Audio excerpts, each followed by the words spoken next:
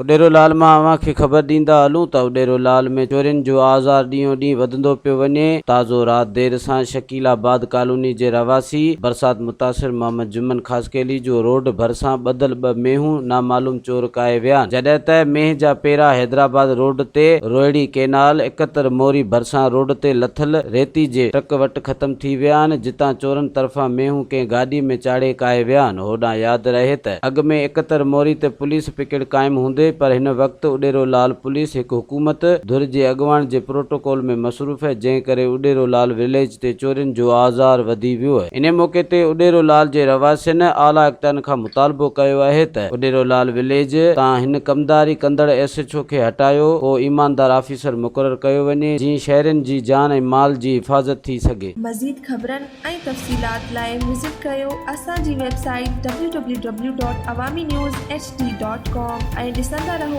Awami news HD।